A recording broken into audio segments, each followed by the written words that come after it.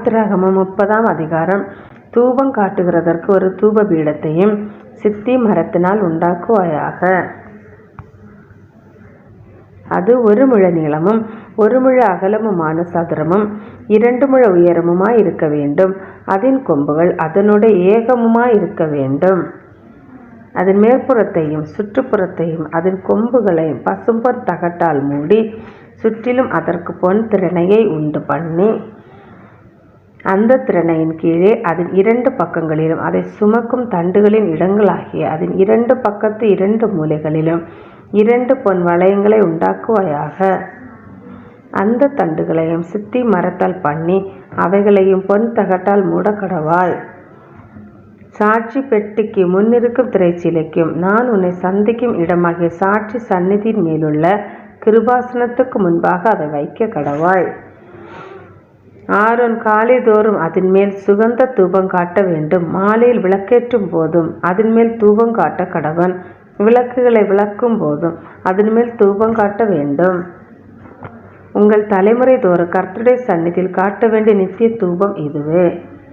அதன் மேல் அந்நிய தூபத்தையாகிலும் தகன பலியையாகிலும் போஜன பலியையாகிலும் படைக்க வேண்டாம். அதன் மேல் பான பலியை ஊற்றவும் வேண்டாம்.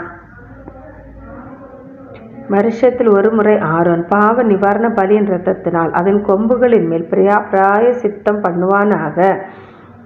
உங்கள் தலைமுறை தோறும் வருஷத்தில் 1 முறை அதன் மேல் பிராயசித்தம் பண்ணுவானாக. அது கர்த்தருக்கு மகா பரிசுத்தமானது என்றார். பின்னும் கர்த்தர் மோசேயை நோக்கி, நீ இஸ்ரவேல் புத்திரரை அவர்கள் இலக்கத்தின்படி கணக்கு பார்க்கும் பொருட்டு அவர்களை எண்ணும் போது அவர்களுக்குள்ளே ஒரு வாதையும் உண்டாகாதபடிக்கு அவர்களில் ஒவ்வொருவனும் எண்ணப்படும் சமயத்தில் தன் ஆத்துமாவுக்காக கர்த்தருக்கு மீட்கும் பொருளை கொடுக்க கடவன். எண்ணப்படுகிறவர்களின் தொகையிலே சேருகிற ஒவ்வொருவரும் பரிசுத்த ஸ்தலத்து சேக்கல் கணக்கின்படி அரை சேக்கல் கொடுக்க வேண்டும். 1 சேக்கலுக்கு 20 கேரா கர்த்தருக்கு செலுத்தப்படுவது அரை சேக்கல். எண்ணப்படுகிறவர்களின் தொகையிலே சேருகிற 20 வயது முதற்கொண்டு அதற்கு மேற்பட்ட ஒவ்வொருவனும் அதை கர்த்தருக்கு செலுத்த வேண்டும். உங்கள் ஆத்துமாக்களுக்காக பாவ நிவர்த்தி பண்ணும்படி நீங்கள் கர்த்தருக்கு காணிக்கை செலுத்தும் போது ஐஸ்வர்யவான் அரை சேக்கலுக்கு அதிகமாய் கொடுக்கவும் வேண்டாம். தரித்திரன் அதற்கு குறைவாய் கொடுக்கவும் வேண்டாம். அந்த பாவ நிவர்த்தி பணத்தை நீ இஸ்ரவேல் புத்திரர் கையில் வாங்கி அதை ஆசரிப்பு கூடாரத்தின் திருப்பணிக்கு கொடுப்பாயாக. அது கர்த்தருடைய சந்நிதியில் உங்கள் ஆத்துமாக்களுக்காக பாவ நிவர்த்தி செய்யும் பொருட்டு இஸ்ரவேல் புத்திரருக்கு ஞாபக குறியாயிருக்கும் என்றார். பின்னும் கர்த்தர் மோசேயை நோக்கி, கழுவுகிறதற்கு வெண்கலத்தால் ஒரு தொட்டியையும் வெண்கலத்தால் அதன் பாதத்தையும் உண்டாக்கி அதை ஆசரிப்பு கூடாரத்திற்கும் பலிபீடத்திற்கும் நடுவே வைத்து அதிலே தண்ணீர் வார்ப்பாயாக. அதனிடத்தில் ஆரோனும் அவன் குமாரரும் தங்கள் கைகளையும் தங்கள் கால்களையும் கழுவ கடவர்கள். அவர்கள் ஆசரிப்பு கூடாரத்திற்குள் பிரவேசிக்கும் போதும் கர்த்தருக்கு தகனத்தை கொளுத்தவும் பலிபீடத்தினிடத்தில் ஆராதனை செய்யவும் சேரும் போதும் அவர்கள் சாகாதபடிக்கு தண்ணீரினால் தங்களை கழுவ கடவர்கள். அவர்கள் சாகாதபடிக்கு தங்கள் கைகளையும் தங்கள் கால்களையும் கழுவ கடவர்கள். இது தலைமுறை தோறும் அவனுக்கும் அவன் சந்ததியாருக்கும் நித்திய கட்டளையாயிருக்கும் என்றார்.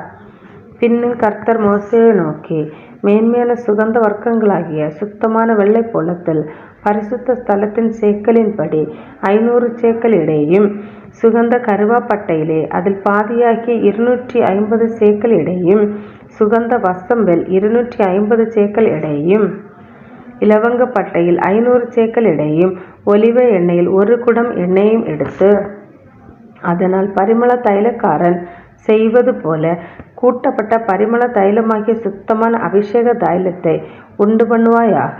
அது பரிசுத்த அபிஷேக தைலமாய் இருக்க கடவது. அதனாலே ஆசரிப்பு கூடாரத்தையும் சாட்சி பெட்டியையும் மேஜையும் அதன் பனிமுட்டுகள் எல்லாவற்றையும் குத்து விளக்கையும் அதன் கருவிகளையும் தூப பீடத்தையும் தகன பலிபீடத்தையும் அதன் பனிமுட்டுகள் எல்லாவற்றையும் தொட்டியையும் அதன் பாதத்தையும் அபிஷேகம் பண்ணி அவைகள் மகா பரிசுத்தமாய் இருக்கும்படிக்கு அவைகளை பரிசுத்தப்படுத்துவாயாக. அவைகளை தொடுகிறதெல்லாம் பரிசுத்தமாய் இருக்கும்.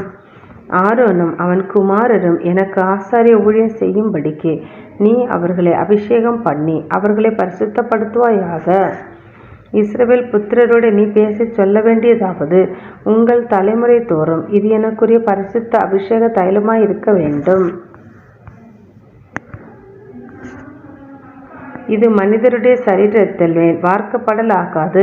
இது செய்யப்பட்ட முறையின்படி அவர்கள் வேறொரு தைலத்தை செய்யவும் கூடாது. இது பரிசுத்தமானது. இது உங்களுக்கு பரிசுத்தமாய் இருப்பதாக. இந்த முறையின்படியே தைலம் கூட்டுகிறவனும் அதில் எடுத்து அந்நியன் மேல் வார்க்கிறவனும் தன் ஜலத்தில் இராதபடிக்கு அறுப்புண்டு போக கடவன் என்று சொல் என்றார்.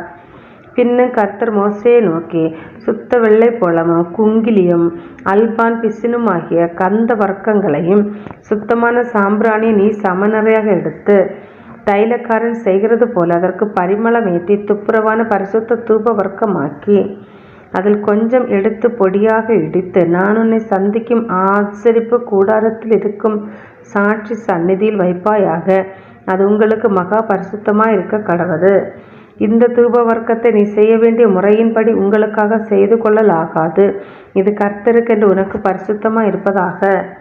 இதற்கு ஒப்பானதை முகருகிறதற்காக செய்கிறவன் தன் ஜலத்தில் இராதபடி அறுப்புண்டு போக கடவன் என்றார்.